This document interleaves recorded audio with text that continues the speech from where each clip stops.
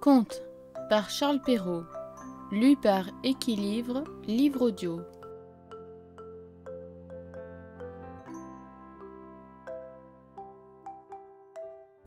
La Belle au bois dormant. Il était une fois un roi et une reine qui étaient si fâchés de n'avoir point d'enfants, si fâchés qu'on ne saurait dire. Ils allèrent à toutes les eaux du monde, vœux, pèlerinages, menues dévotions, tout fut mis en œuvre, et rien n'y faisait. Enfin, pourtant, la reine devint grosse, et accoucha d'une fille. On fit un beau baptême. On donna pour marraine, à la petite princesse, toutes les fées qu'on put trouver dans le pays. Il s'en trouva 7, afin que chacune d'elles, lui faisant un don, comme c'était la coutume des fées en ce temps-là, la princesse eut par ce moyen toutes les perfections imaginables. Après les cérémonies du baptême, toute la compagnie revint au palais du roi, où il y avait un grand festin pour les fées. On mit devant chacune d'elles un couvert magnifique, avec un étui d'or massif, où il y avait une cuillère, une fourchette et un couteau de fin or, garni de diamants et de rubis. Mais comme chacune prenait sa place à table, on vit entrer une vieille fée, qu'on n'avait point priée, parce qu'il y avait plus de 50 ans qu'elle n'était sortie d'une tour, et qu'on la croyait morte, ou enchantée. Le roi lui fit donner un couvert, mais il n'y eut pas moyen de lui donner un étui d'or, comme aux autres, parce que l'on n'en avait fait faire que 7, pour les 7 fées. La vieille crut qu'on la méprisait, et grommela quelques menaces entre ses dents. Une des jeunes fées qui se trouva auprès d'elle l'entendit, et jugeant qu'elle pourrait donner quelque fâcheux don à la petite princesse, alla, dès qu'on fut sorti de table, se cacher derrière la tapisserie, afin de parler la dernière, et de pouvoir réparer, autant qu'il lui serait possible, le mal que la vieille aurait fait. Cependant les fées commencèrent à faire leurs dons à la princesse. La plus jeune lui donna pour don qu'elle serait la plus belle personne du monde, celle d'après, qu'elle aurait de l'esprit comme un ange, la troisième, qu'elle aurait une grâce admirable à tout ce qu'elle ferait, la quatrième, qu'elle danserait parfaitement bien, la cinquième, qu'elle chanterait comme un rossignol, et la sixième, qu'elle jouerait de toutes sortes d'instruments, dans la dernière perfection.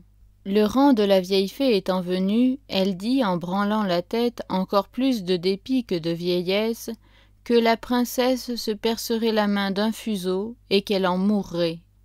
Ce terrible don fit frémir toute la compagnie, et il n'y eut personne qui ne pleura. Dans ce moment, la jeune fée sortit de derrière la tapisserie, et dit tout haut ces paroles. « Rassurez-vous, roi et reine, votre fille n'en mourra pas. Il est vrai que je n'ai pas assez de puissance pour défaire entièrement ce que mon ancienne a fait. La princesse se percera la main d'un fuseau, mais au lieu d'en mourir, elle tombera seulement dans un profond sommeil, qui durera 100 ans, au bout desquels le fils d'un roi viendra la réveiller. » Le roi, pour tâcher d'éviter le malheur annoncé par la vieille, fit publier aussitôt un édit, par lequel il défendait à toutes les personnes de filer au fuseau, ni d'avoir des fuseaux chez soi, sur peine de la vie. Au bout de 15 ou 16 ans, le roi et la reine étant allés à une de leurs maisons de plaisance, il arriva que la jeune princesse, courant un jour dans le château et montant de chambre en chambre, alla jusqu'en haut d'un donjon dans un petit galetas, où une bonne vieille était seule à filer sa quenouille.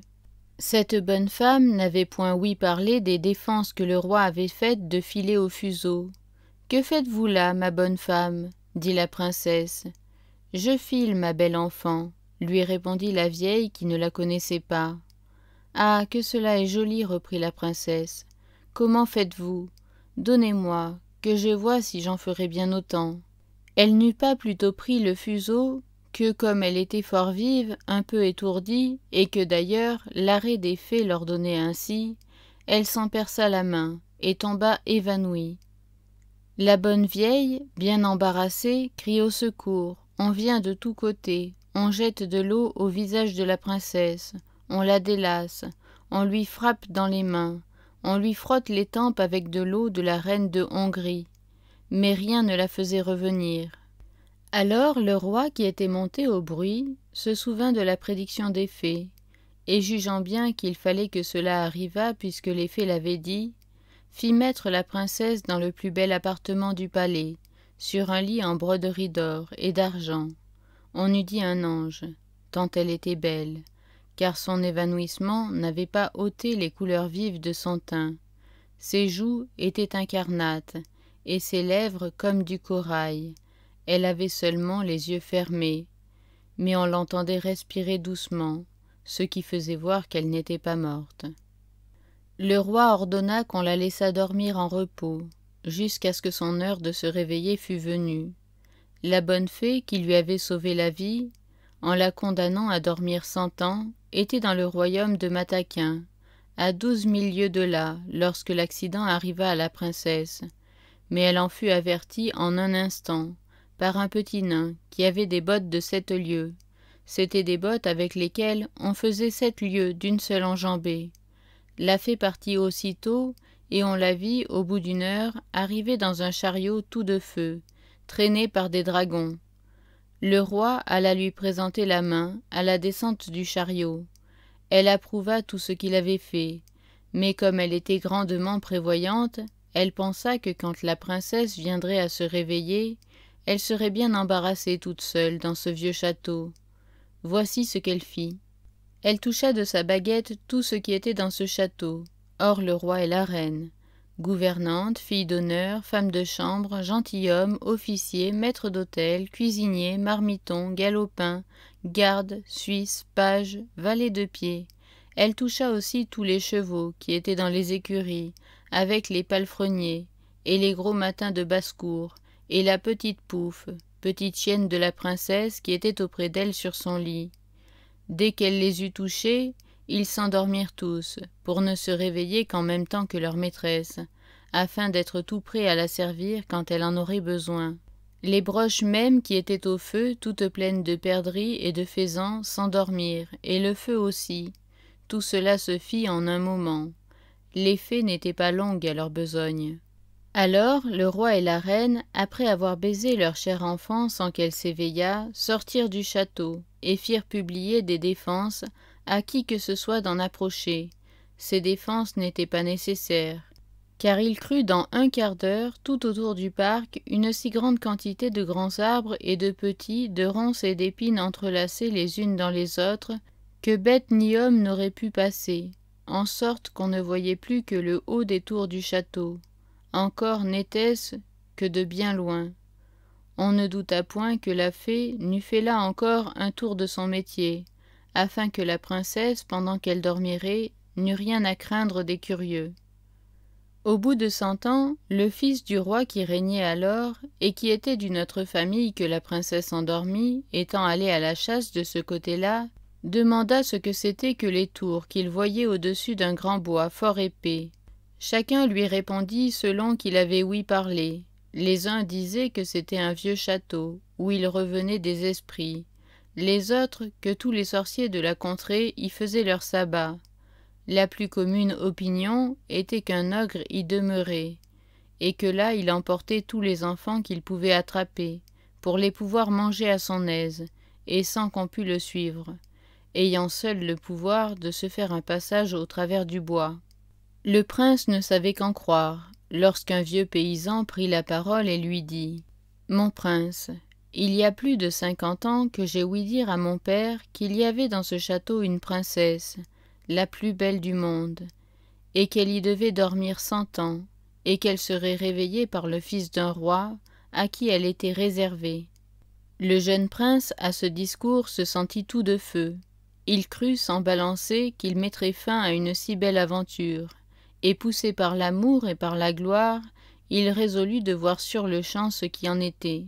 À peine s'avança-t-il vers le bois, que tous ces grands arbres, ces ronces et ces épines s'écartèrent d'elles-mêmes pour le laisser passer.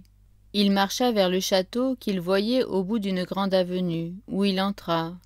Et, ce qui le surprit un peu, il vit que personne de ses gens ne l'avait pu suivre. parce que les arbres s'étaient rapprochés dès qu'il avait été passé. Il ne laissa pas de continuer son chemin. Un prince jeune et amoureux est toujours vaillant.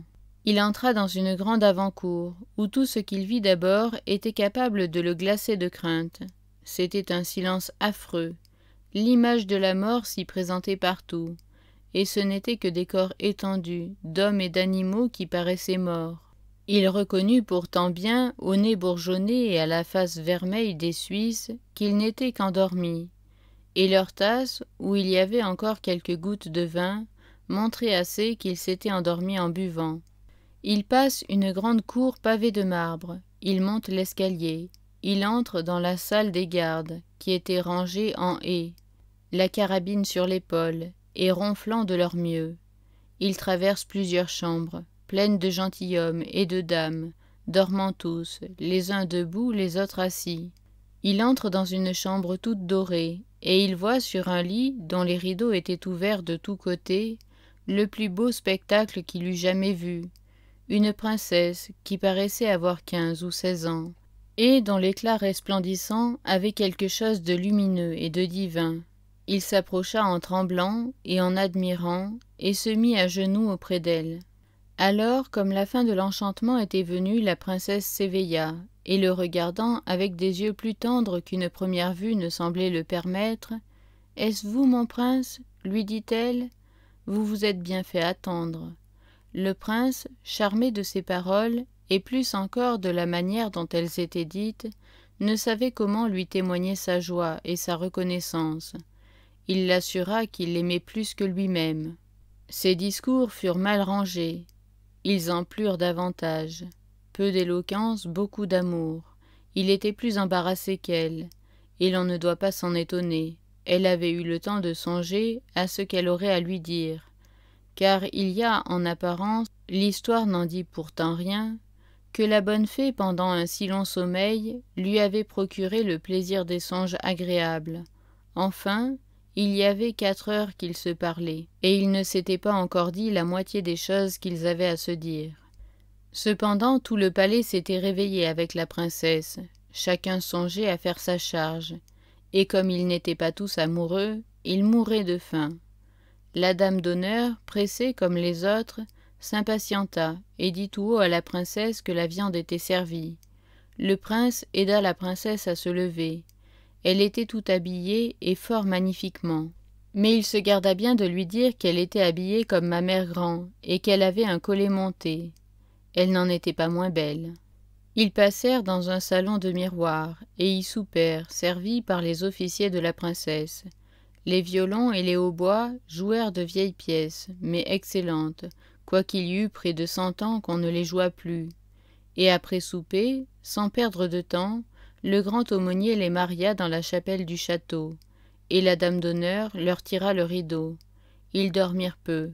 La princesse n'en avait pas grand besoin, et le prince la quitta dès le matin pour la retrouver à la ville, où son père devait être en peine de lui.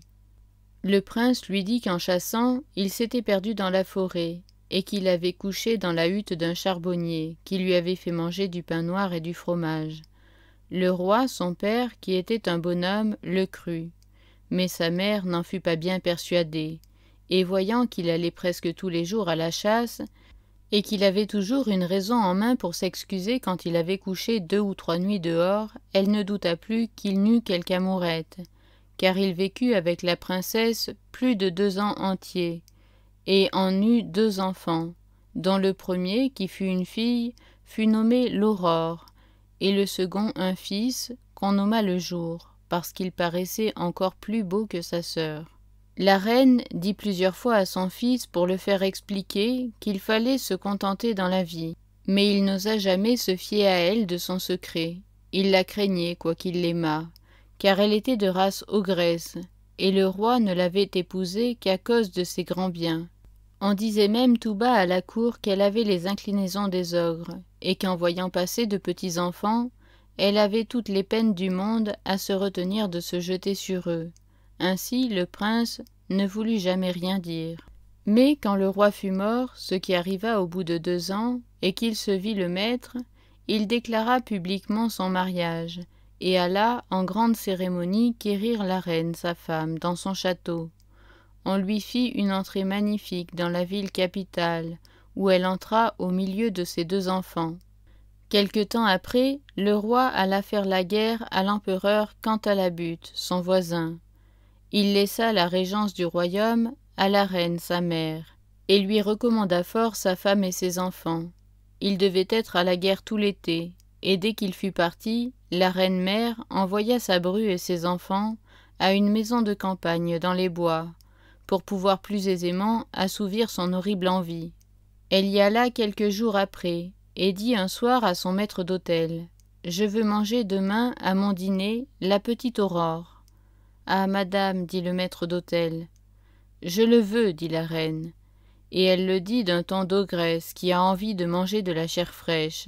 « Et je la veux manger à la sauce Robert. » Ce pauvre homme, voyant bien qu'il ne fallait pas se jouer à une ogresse, prit son grand couteau et monta à la chambre de la petite Aurore. Elle avait pour lors 4 ans, et vint, en sautant et en riant, se jeter à son cou, et lui demander du bonbon. Il se mit à pleurer. Le couteau lui tomba des mains, et il alla dans la basse-cour couper la gorge à un petit agneau, et lui fit une si bonne sauce que sa maîtresse l'assura qu'elle n'avait jamais rien mangé de si bon. Il avait emporté en même temps la petite Aurore, et l'avait donnée à sa femme pour la cacher dans le logement qu'elle avait au fond de la basse-cour. 8 jours après, la méchante reine dit à son maître d'hôtel : « Je veux manger à mon souper le petit jour. » Il ne répliqua pas, résolu de la tromper comme l'autre fois. Il alla chercher le petit jour et le trouva avec un petit fleuret à la main, dont il faisait des armes avec un gros singe. Il n'avait pourtant que 3 ans. Il le porta à sa femme qui le cacha avec la petite Aurore, et donna à la place du petit jour un petit chevreau fort tendre, que l'ogresse trouva admirablement bon.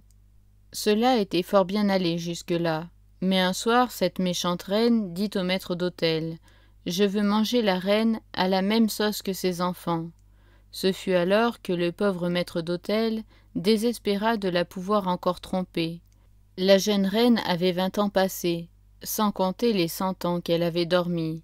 Sa peau était un peu dure, quoique belle et blanche, et le moyen de trouver dans la ménagerie une bête aussi dure que cela, il prit la résolution, pour sauver sa vie, de couper la gorge à la reine, et monta dans sa chambre dans l'intention de n'en faire pas à 2 fois. Il s'excitait à la fureur, entra le poignard à la main dans la chambre de la jeune reine. Il ne voulut pourtant point la surprendre, et lui dit avec beaucoup de respect l'ordre qu'il avait reçu de la reine-mère. « Faites votre devoir, lui dit-elle, en lui tendant le cou. Exécutez l'ordre qu'on vous a donné. J'irai revoir mes enfants, mes pauvres enfants que j'ai tant aimés, car elle les croyait morts, depuis qu'on les avait enlevés, sans lui rien dire. »« Non, non, madame, lui répondit le pauvre maître d'hôtel tout attendri.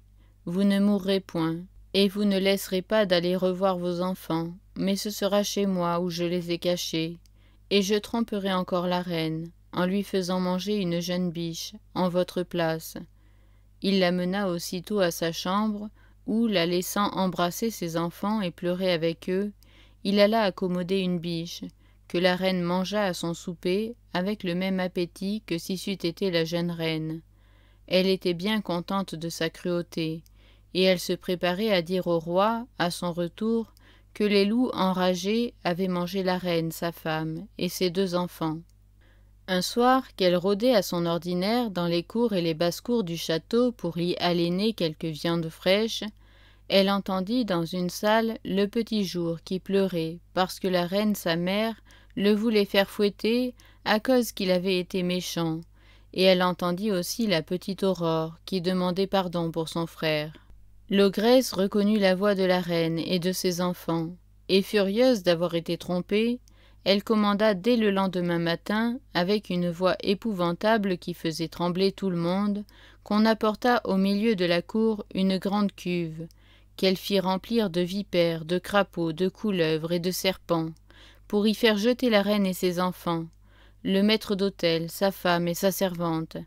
Elle avait donné l'ordre de les amener, les mains liées derrière le dos, Ils étaient là, et les bourreaux se préparaient à les jeter dans la cuve, lorsque le roi, qu'on n'attendait pas si tôt, entra dans la cour à cheval.